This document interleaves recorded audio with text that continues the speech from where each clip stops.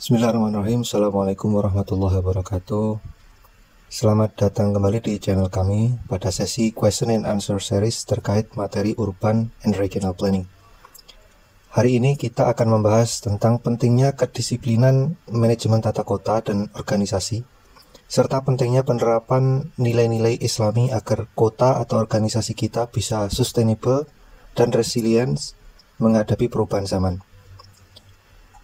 Di dalam tata kota maupun organisasi, manajemen yang tidak berdisiplin dan tidak menjaga diri bisa mengakibatkan kerakusan yang bisa merusak.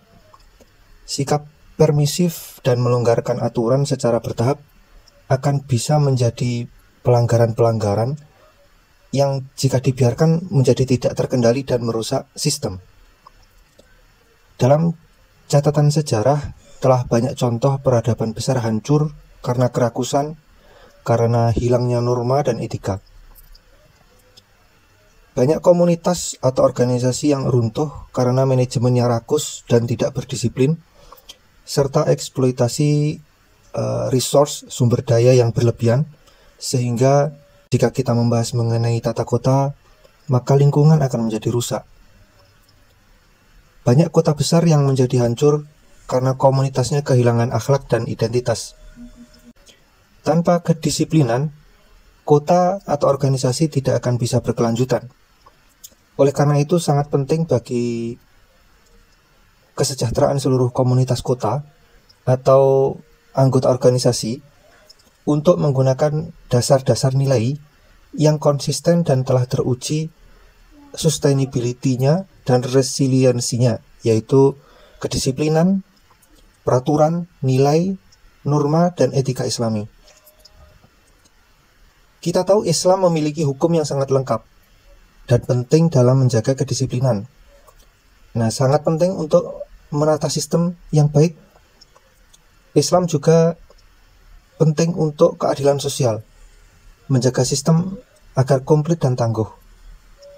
Dalam hal tata kota, sistem Islam akan bisa membangun infrastruktur sesuai keperluan, menjaga fasilitas, dan menjaga sumber daya alam dengan sebaik-baiknya, tidak merusak lingkungan, tidak merusak alam, dan bisa memastikan sustainability dan resiliensi kota atau organisasi di masa depan. Dalam Islam, kedisiplinan dan tanggung jawab sangat ditekankan. Rasulullah bersabda bahwa setiap manusia itu adalah pemimpin dan setiap tindakan akan dimintai pertanggungjawabannya. Maka kedisiplinan dalam manajemen ini akan memastikan setiap anggota organisasi atau anggota komunitas kota bisa menjalankan kehidupan dan tugasnya dengan baik dan bertanggung jawab. Nah, selain itu, keadilan merupakan salah satu pilar lain dalam Islam. Allah juga menyuruh kita berlaku adil dan berbuat kebajikan. Nah, ini terkait norma dan moral serta etika juga. Maka dalam manajemen tata kota atau organisasi, keadilan sosial harus ditegakkan untuk memastikan semua anggota komunitas bisa mendapatkan keadilan. Nah, Islam juga mengajarkan kita untuk tidak rakus, tidak mengeksploitasi sumber daya alam. Karena dalam Islam, Allah sudah berfirman bahwa manusia jangan melakukan kerusakan di muka bumi setelah diciptakan dengan baik. Nah, manajemen yang bijak akan bisa memastikan sumber daya alam digunakan dengan cara yang efektif, efisien, sehingga tetap berkelanjutan dan tidak merusak lingkungan. Nah, jangan sampai manajemen kota atau organisasi dikendalikan oleh politisi atau oknum yang menghasut komunitas untuk meninggalkan etika dan moral, kemudian mengutamakan ekonomi dan kekayaan semata. Karena pola ini dapat dipastikan akan merusak sistem secara keseluruhan dan mengakibatkan kota atau komunitas atau organisasi tersebut menjadi tidak sustainable dan tidak resilient.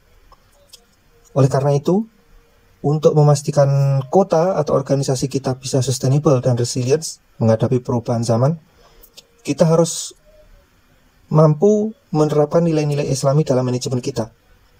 Dengan kedisiplinan, dengan tanggung jawab, dengan keadilan sosial, dan pengelolaan sumber daya yang bijak, kita dapat membangun komunitas dan organisasi yang maju, sejahtera, tangguh atau resilience, dan berkelanjutan atau sustainable.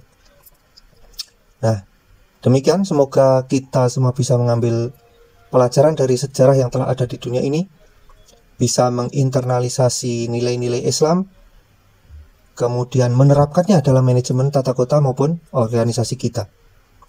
Terima kasih sudah menonton. Jangan lupa untuk like, share, dan subscribe untuk mendapatkan lebih banyak konten inspiratif.